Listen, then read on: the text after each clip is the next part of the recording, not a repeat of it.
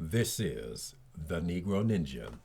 And today I'm finally going to read that article that involves the topic of women and their love of rape. Okay. And this is written by Marissa Corbell on April 25th, 2018. Sometimes you make your rapist breakfast. Inside the controversial and often confusing lending instinct of women. Stop that, she says. You're trembling, he says, walking closer. There's a wall behind her. She has no way out. Since I was a kid watching Days of Our Lives while my mother folded laundry, I have seen this over and over. Guy corners bitch who's been telling him to buzz off. But when he forces his mouth on hers despite her protests, as if by magic, her anger melts into desire. Maybe her no didn't mean no, or did it, but then it didn't. Or maybe he knew better than she did what she really wanted. Okay. And there's truth in that statement, maybe he knew better. Okay. There's a lot of truth in that statement. Okay. He pushes her boundaries, and then he pushes right through them. And there, on the other side of the trembling, is the wet, hot, sexual woman he saw all along.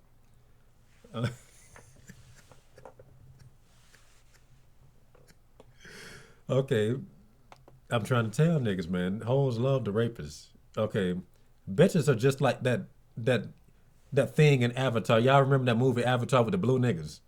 Okay, and whenever they decided to hop on one of those little flying stingray dinosaur looking things, they would hack it. They just hop on it and hack it. That's what a hoe is like with rapists. Okay, no offense. I just know you're just trying to get by. Okay, continuing. I believe this. What is it? Hold on. I believe this paragram of desire. Most of us do.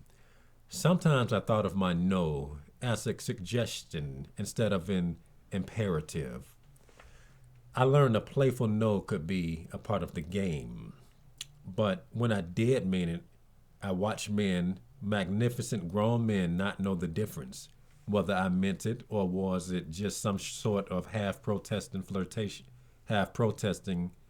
as flirtation. Men treated both the same. They didn't stop. Were they really more skilled at knowing that I meant I was, or were they just overconfident? Hold up, damn it. Were they really more skilled at knowing what I meant than I was, or were they just overconfident? Sometimes when I said no, he kept going. It was okay. I mean, I was okay. I mean, I didn't cry or anything. It wasn't that bad. Sometimes I said no, he kept going, and I left. I mean, my body stayed, but the rest of me floating up and to the right. This association sounds scary, but it doesn't feel bad. Sometimes it feels like sliding into a warm, cozy bed, a secret, safe place where I can stay as long as I want. It's the coming back that breaks me open. And that's when I always cry. And this, ladies and gentlemen, is the mind of a broken bitch. Okay, and this is not the end of the article. Okay. She says, my mother was a feminist and I was a kid in the 80s. I grew up hearing no means no in your body, your business. We had videos about good touches and bad. We had books about it. When someone did something bad to my body, I was supposed to go, no, go, tell. Okay, meaning say no, then go, then tell a trusted adult. I believed these things, but it was confusing. On one hand, a message that I had agency, autonomy, and responsibility for my body, my choices, my life. On the other, a cultural narrative that I didn't really know that was the best for me. I couldn't be trusted to say what things were. My mother knew better, my father, my teachers, my elders in general. And then when it came to my desire, men knew or were supposed to know better than I did, except the bad ones. If only it were easier to know which ones were bad. Bet you know which one is bad. Stop lying. Okay. In the 2014 comic Trigger Warning Breakfast, an anonymous woman writes about an acquaintance rape. Now, it's funny because all rape stories are the same. There's always somebody that this bitch know. Continuing. The author said no, but her acquaintance didn't listen. She let him sleep over, and in the morning she made him breakfast. Why did she do that? The author is hunted by that question. She is hunted by the mythology of the perfect victim. But the truth is, had it been a dude that was a decent man in the same situation that just simply thought that she was, oh, you just playing hard to get. That's the foreplay, right? He would be in jail the next morning or the next week. She would have told on that nigga. Anyway, the perfect victim is the model against which all the other normal, flawed human victims are judged. And trust me, we all come up short. But you come up shorter than you're supposed to be coming up short. Okay. Perfect victim says no clearly and often fights off her attacker like a honey badger. How the fuck do you fight off somebody like a honey badger and get fucked? That don't even make sense. And if she can't get away, she continues to profess her non-consent throughout the entire encounter, ideally shouting no and continuing to fight as best as she can. Perfect victim has the courage of 100 armchair quarterbacks. Perfect victim bites and scratches. Perfect victim spits and sobs. What are you spitting? Okay. What she doesn't do is give in. What she doesn't do is get wet. What she doesn't do is make her rapist breakfast. All right. I know women who have asked their rapists to use a condom, even offering one of their own. Then I told y'all niggas that, I'm telling y'all, man, anyway. I know women who have said yes after being worn down all night over and over. You can only push a man off of you so many times. You can only say, not now, no thanks, I don't want to. So many ways. I too have had sex because I didn't want. Hold up. I too have had sex I didn't want because sex was the least bad option. Sex was a known variable. Think of it as a harm reduction tactic.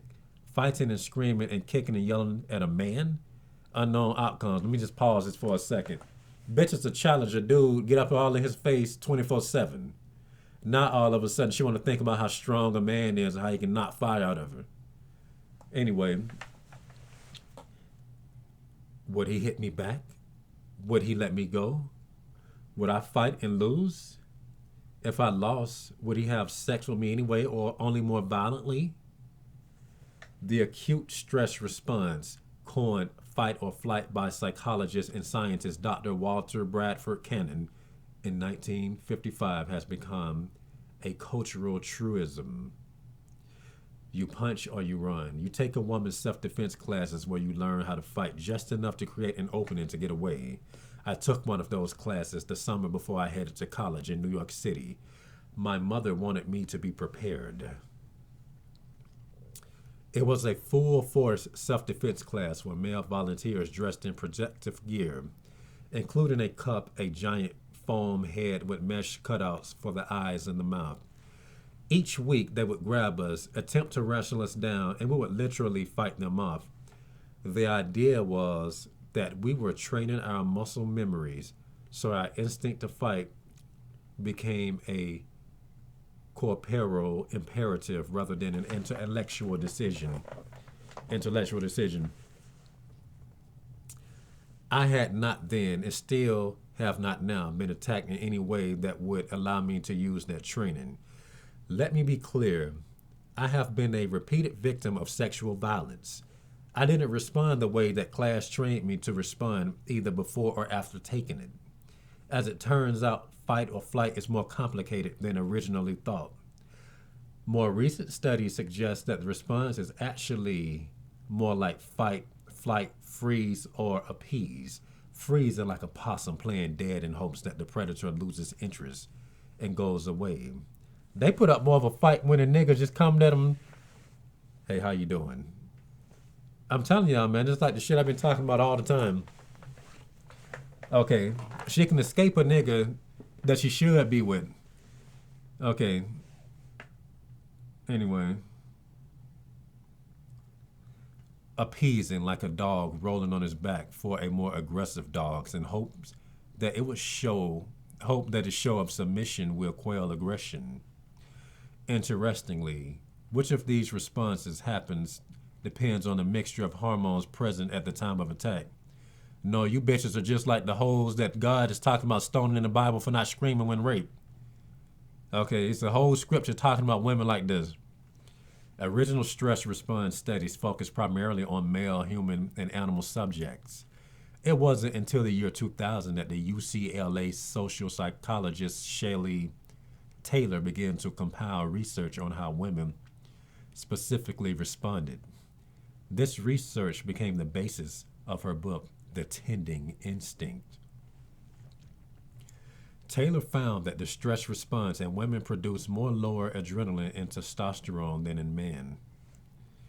Women felt less fear when threatened, and because of that, they responded differently than the old punch and run. They called this new response befriend and tend. Okay, this is also proving more of what I'm saying about hoes really being with niggas that they don't give a fuck about, niggas that they hate. Okay, you got to understand why these Lifetime TV shows are such a hit. Bitches always poisoning their husband. Okay, anyway. Like I said, befriend and tend. That's some predatory shit right there. Like I said, whoever ends up in the woman, okay, unless you're trying to bait him, okay, unless you're just trying to use the sex as a weapon, but for the most part, whoever she lets in, that's who she lines up with. In this article, it's just proving this in 1,000 different ways. Continuing. Often women calm their aggressors down and try to tend to the emotional needs of themselves and others instead of escalating by violence or attempting to flee. Oh, they get violent towards a nigga that's, not meaning any harm. Anyway, nobody has determined whether this is a biological or sociological difference, but it's a real difference. Women tend to freeze, appease, and befriend. No matter how many times I practiced throwing punches and eye strikes in that self-defense class, I responded to threats in a different way. I left my body. Okay, kind of reminded me of that Reddit post from yesterday where this whole had on the wire and was supposed to be trying to bust a nigga that beat her daughter near to death almost. And she just sucked his dick just out the blue. She couldn't help herself. Okay. It's another Reddit post. Y'all got to look at the old videos. It's somewhat recent. But it was another story of a bitch talking about somebody chasing her. But she didn't want to scream because she felt that it'd be causing a scene. Like, bitch, this nigga trying to abduct you. They just don't. It's like they want to be caught. They can't run fast enough when it's a rapist. Okay. I guess the rapist need to come running to her with some flowers. She'll get the fuck on out of Dodge then. Anyway, where did I stop at?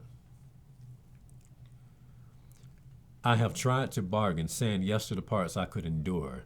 I have told myself that experience that I didn't enjoy or even technically consent to were not in fact violations, that it wasn't that bad.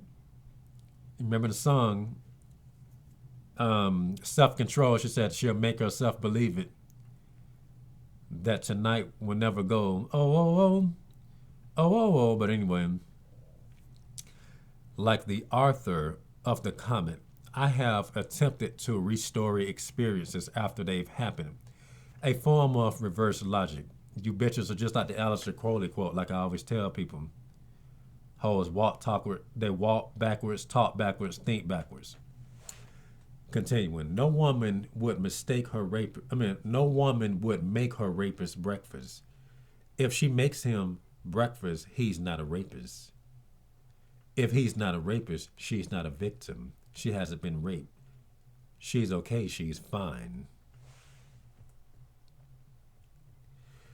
And what about those trembling damsels? Those moments where women say no, but men know better.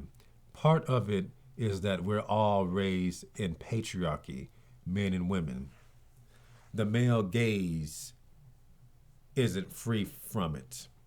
It's drowning in it. The sexism in Hollywood and the lack of women power at every level means our entertainment is, by and large, produced, written, directed, and driven by men. But when we watch these scenes, there's no flashlight reminding us that we're only seeing the male story. We think we're seeing a fictional take on reality, but what we're actually seeing is his fiction. She says no, but she doesn't mean it. He says no better than, hold on. He knows better than she does what she wants. She wants him. He just has to keep pushing. I have seen this happen countless times in real life too. You'll see a woman just talk so much shit about a dude. He keep trying. Then she end up dissing you, disrespecting you for that nigga she was just talking all that shit about. Bitches are retarded, but continuing this article. Having learned about the tending instinct, I began to wonder about those scenes while showing us what men see were those scenes also inadvertently showing their blind spot? Was the woman subtly into him or appeasing him because she had no other option? I know men who created the scene would say the former, but could we teach them to see the latter?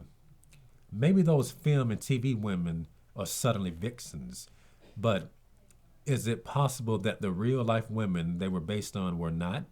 Freeze, appease, tend, befriend. Maybe it's been happening right in front of our eyes for decades. Yes, the whole stereotype of good girls saying no until they say yes after what is it? CAJOLING, collaging. Okay, anyway. Yes, the whole stereotype of good girls saying no until they say yes is rape culture. But it's possible that it's showing us a real thing, the tending instinct in action. I have made an uncomfortable number of moments feel better when I might otherwise have run. If I had different hormones, a different body, if I responded to stress by punching the way I was trained while I never made my rapist breakfast, I recognize all too easily that if I were in the situation described in that comment, I might. I like the fact that she's coming to terms that she's a hoe. Okay. But these chicks really got something wrong. Okay, there's something wrong with these hoes. All right. And like I said, I didn't really want to give too much, of my input between each, paragraph because I didn't want the video to be over 20 minutes, but this shit here ridiculous. And I actually read the title wrong. It said the tending instinct, not lending. The typeface was just weird. It didn't show the part. It just showed this part right here. It didn't look like a T. It looked like an L. Okay, but once again, it's the energy. It's all about that energy. You have to come at women. I'm not saying to do this. Don't misunderstand what I'm saying now. I'm just saying that if a dude comes at a woman with an intention to love, she will flee. If he comes at her with the intention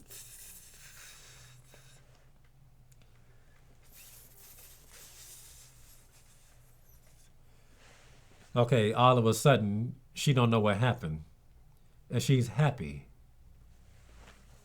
Okay, I'm telling you that's the true reason. That's one of the main reasons why dusty people, succeed much easier than men that is not dusty with these holes. Okay, then once again, you can think a nigga's not dusty because he's clean, but once again, sometimes cleanliness can be a disguise as well. But when you just sit around thinking about how dudes would like to jump in whenever you're talking to a bitch and have a disagreement with her, he slid his way up in there. I actually agree with what you're saying. I don't agree with him. That's what the chick is waiting on. Okay, it's the same concept. He just not doing that. He just doing it. He doing it in a subtle way. Any dude that is white knighting for a hoe is simply a rapist. Any simp for a hoe is a rapist. They do the same shit. And it's like I told y'all many times, when society collapses or when the apocalypse comes, everybody that you think is a simp right now, they're gonna just be out there raping bitches. All right. And I read the article, and that's all I got to say. And this has been the Negro Ninja, bringing you your Negro message for today. Negro out.